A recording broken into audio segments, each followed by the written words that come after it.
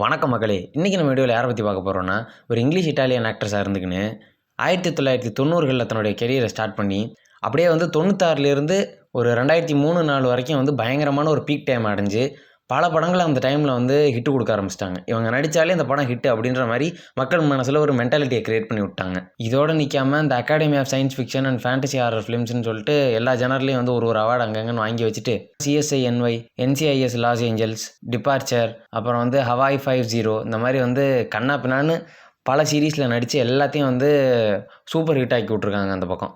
So இவ்வளோ hit கொடுத்த ஹீரோயினுக்கு ஒரு லிஸ்ட்டு நம்ம போடலன்னா சரியாக வராது. அப்புறம் எங்களுக்கு பர்சனலாக பிடிக்கும், அதுதான் மெயின் காரணம். அதுக்காக அவங்களுக்கு ஒரு லிஸ்ட் எடுத்துகிட்டு வந்திருக்கிறோம். பட் சேனலை இப்போ தான் முதல் தடவை பார்க்குறீங்கன்னா ஒரு சப்ஸ்கிரைபர் தட்டி விடலாம், நாங்கள் பாவம் ஒரு கமெண்ட்டையும் போட்டு விடலாம். சரி, டைம் வேஸ்ட் பண்ணாமல் வாங்க வீடியோக்குள்ளே போகலாம்.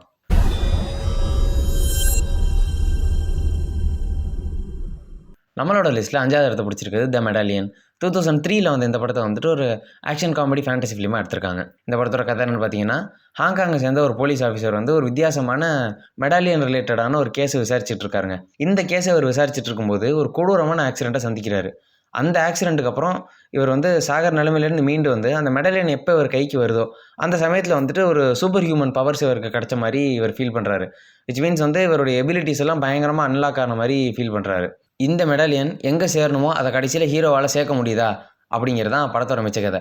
இந்த படத்தில் ஹீரோவாக நம்ம ஜாக்கி சானும், ஹீரோயினாக வந்துட்டு நம்ம கிளார் ஃபர்லானியும் நடிச்சிருப்பாங்க. ஸோ இவங்க மாறி மாறி வந்து கலக்கினது தான் இந்த படத்தோட மிச்ச கதை. இந்த படத்துக்கு நாங்கள் கொடுக்கக்கூடிய ரேட்டிங் 6. அடுத்தது நம்மளோட லிஸ்ட்டில் 4வது இடத்த பிடிச்சிருக்குது பாய்ஸ் அண்ட் கேர்ள்ஸ். 2000ல் வந்த இந்த படத்தை வந்துட்டு ஒரு ரொமான்ஸ் காமெடி ஃபிலிமாக எடுத்திருக்காங்க. இந்த படத்தோட கதை என்னென்னு பார்த்தீங்கன்னா, ஜெனிஃபர் ரியான் அப்படின்னு 2 ஸ்டூடெண்ட்ஸ் இருக்காங்க. இவங்க வந்து UC பர்க்லியில் படிச்சுட்டு இருக்காங்க. இவங்க வயசுக்கு வந்த காலகட்டத்திலேருந்தே அப்பப்போ பேசி பழகி ஒரு கட்டத்தில் வந்து நல்ல ஃப்ரெண்ட்ஸ் ஆகி வாழ்க்கை ஓடிக்கிட்டு இருக்க சமயத்தில் மேற்கொண்டு கிராஜுவேஷனுக்கு வந்து இந்த புள்ள வந்து இட்டாலிக்கு போகுது அப்படின்ற மாதிரி ஒரு தகவல் வருது. இந்த சமயத்தில் இவங்க 2 பேருக்குள்ள அந்த நட்பு வந்து இன்னும் டெவலப் ஆகி காதலாக மாறிடுச்சு. காதலாகி ஒரு கட்டத்தில் வந்து 2 பேரும் வந்து ஒரு ராத்திரி ஒன்றா இருந்துடுறாங்க. இந்த சமயத்துக்கு அப்புறம் அவள் வந்து நான் தப்பு செஞ்சுட்டேன், இது வேண்டாம், இந்த ரிலேஷன்ஷிப் செட் ஆகாது அப்படின்னு சொல்லி இவனை சொல்லி இவ விலக ஆரம்பிச்சிருவா. இவனும் வந்து அதை ஏற்றுக்க முடியாமல் ரொம்ப காண்டாகி இவளை விட்டு பிரியணும் அப்படின்னு சொல்லி போக ஆரம்பிச்சிருவான். ஸோ அந்த புள்ள இந்த ஊரை விட்டு போகிறதுக்குள்ளே இவங்க 2 பேரும் திரும்ப சேர்றாங்களா இல்லையா அப்படிங்கிறது தான் படத்தோட மிச்ச கதை. ஏண்டாம்பி, தமிழ் படத்தில் இவ எடுக்காத கதையை அவள் எடுத்துட்டா அப்படின்னு கேட்காதீங்க. இது வேற அது வேற, இது ரெண்டையும் குழப்பிக்கக்கூடாது. இந்த படத்துக்கு நாங்கள் கொடுக்கக்கூடிய ரேட்டிங் 6.2. அடுத்தது நம்மளோட லிஸ்ட்டில் 3rd பிளேஸை பிடிச்சிருக்கிறது An Affair to Die For.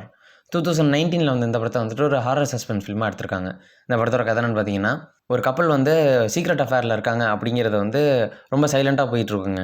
இந்த சமயத்தில் ஒரு வீக்கெண்ட் கெட்டவே வரும். இந்த கெட்டவேல இவங்களுடைய அந்த கள்ளத்தொடர்பை வந்து வெட்ட வெளிச்சமாக போட்டு காட்டிடுவாங்க. இதுக்கப்புறம் இவங்க ஃபேமிலி எல்லாரையும் வந்து பிடிச்சி வச்சுக்கிட்டு ஒருத்தர் வந்து ஒரு மரண விளையாட்டு வந்து விளையாட சொல்லுவார். இந்த கள்ளத்தொடர்புக்கும் அந்த மரண விளையாட்டுக்கும் என்ன சம்மந்தம் அப்படிங்கிறத நீங்கள் படத்தை பார்த்து தெரிஞ்சுக்கோங்க. மேற்கொண்டு இவங்க வந்து அந்த விளையாட்டை விளையாடலைன்னா அவங்க குடும்பத்தில் இருக்கவங்க எல்லாரையும் கொன்றுவாங்க. ஸோ அந்த விளையாட்டு எவ்வளோ கொடூரமாக இருக்கும் அப்படிங்கிறதையும் பாருங்கள். அப்படி அவங்க அந்த விளையாட்டில் ஜெயிக்காத பட்சத்தில் அவங்க குடும்பத்தில் இருக்கவங்களை வந்து என்னென்ன பண்ணுவாங்கங்கிறதும் பாருங்கள். இந்த படத்துக்கு வந்து மற்ற சைட்ஸில் ரேட்டிங் கொஞ்சம் கம்மியாக கொடுத்துருந்தாலும் எங்களுக்கு இது பர்சனலாக பிடிச்சதுனால இதை தூக்கி நான் 3rd பிளேஸில் வச்சுக்கிட்டேன்.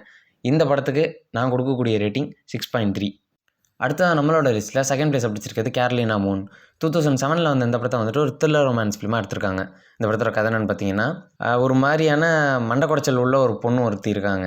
இவள் வந்துட்டு தன்னுடைய சொந்த ஊருக்கே திரும்ப வரா. எதுக்காக அப்படின்னா, சின்ன வயசில் இவளுடைய ஃப்ரெண்டாக இருந்த ஒரு பொண்ணை வந்து கொலை பண்ணியிருப்பாங்க. அது யார் அப்படின்னு கண்டுபிடிக்கிறதுக்காக வந்திருப்பா. அதே சமயத்தில் எதர்ச்சியாக நடக்கிற மாதிரி ஒரு தொடர் கொலைகள் வந்து அந்த ஊரில் திரும்ப நடக்க ஆரம்பிக்கும். அது எந்த மாதிரி இருக்குன்னா, இவள் ஃப்ரெண்ட் எப்படி சின்ன வயசில் கொலை செய்யப்பட்டிருப்பாளோ அதே மாதிரி இந்த கொலைகளும் நடந்துக்கிட்டு இருக்கும். ஸோ இந்த கொலைகளை இவள் சந்தேகப்பட்டு விசாரிக்க போகும்போது திடுக்கிடும் உண்மைகள் வந்து இவளுக்கு தெரிய வரும். அது என்ன உண்மைன்னா, அந்த ஊரில் இருக்க ஒருத்தன் இவளுடைய வருகைக்காக இவ்வளோ நாள் காத்துக்கிட்டு இருந்திருக்கான் அப்படிங்கிறது தான் அந்த உண்மை. என்னடாம்பி ஸ்பாய்லரை போட்ட அப்படிங்காதீங்க, கதை பாதி தான் சொல்லியிருக்கேன், உள்ளே போய் பாருங்கள், மீதி கொட்டைக்கிழங்க வைக்கிற அளவுக்கு இருக்கும். இந்த படத்துக்கு தில்லான இந்த படத்துக்கு எவ்வளோ ரேட்டிங் கொடுக்கலாம் தெரியலைங்க. ஒரு 6.7, 6.8 கொடுக்கலாங்க. அடுத்தது நம்மளோட லிஸ்ட்டில் 1st பிளேஸை பிடிச்சிருக்கிறது மீட் ஜோ பிளாக். 1998ல் வந்து இந்த படத்தை வந்துட்டு ஒரு ரொமான்ஸ் ஃபேண்டசி ஃபிலிமாக எடுத்திருக்காங்க. இந்த படத்தோட கதை என்னென்னு பார்த்தீங்கன்னா, கிரிம் ரீப்பர் வந்துட்டு ஒரு மனுஷன் மாதிரி தன்னை சித்தரிச்சுக்கிட்டு பூமிக்கு வராரு. எதுக்காகன்னா, பூமியில் வந்து ஒரு மீடியா டைக்கூன் இருக்காரு, அவருடைய அந்த ஆத்மாவை எடுத்துகிட்டு போகிறதுக்காக. அவர் பேர் வில்லியம் பாரிஷ் அப்படின்றது.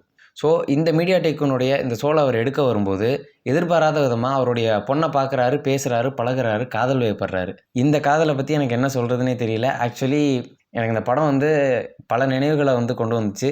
எப்போ பார்த்தாலும் இன்ஸ்டாகிராமுக்குள்ள திறந்து அந்த எடிட்டை போட்டு என் உயிரை எடுக்கிறானுங்க. நானே வாழ்க்கையை மறந்து ஒரு நிம்மதியான வாழ்க்கையில் போகலாம் அப்படின்னு பார்க்கும்போதெல்லாம் டிஸ்டர்பிங்காக இருக்குது இந்த படம். இந்த படம் வந்து நிறைய பேர் ஹாரர் ஃபிலிம், ட்ராமா ஃபிலிம்லாம் சொல்லுவாங்க. அது ஏன்னு படத்தை பாருங்கங்க. இந்த படத்தில் கிளார் ஃபர்லானியுடைய நடிப்பெல்லாம் வந்து நடித்த மாதிரியே இருக்காது. அப்படியே அந்த கேரக்டரில் வாழ்ந்துட்டாங்களா, இல்லை பிராட் பிட்டோடைய அந்த இளமையில் வந்து விழுந்துட்டாங்களா, உண்மையிலே ரொமான்ஸ் பண்ண மாதிரி இருக்கும் இந்த படத்தில். அதெல்லாம் நடிப்புலாம் சொல்லாதீங்க. அண்ட் இந்த படம் தான் இவங்களுடைய கெரியரை வந்து தூக்கி பிடிச்சி அதுக்கப்புறம் பல ஹிட்டு படங்களுக்கு வந்து வாய்ப்பு கொடுத்துச்சு அப்படின்னு நான் சொல்லுவேன். ஸோ இந்த படத்துக்கு நாங்கள் கொடுக்கக்கூடிய ரேட்டிங் 7.4. அவ்வளோதாண்டா தற்கொலை பசங்களா. வீடியோக்கு ஒரு லைக் போடுங்க, இல்லைனா கமெண்ட்டில் கழுவி ஊற்றுங்க. ரொம்ப இரிட்டேட் ஆகுதுடா. பாய்.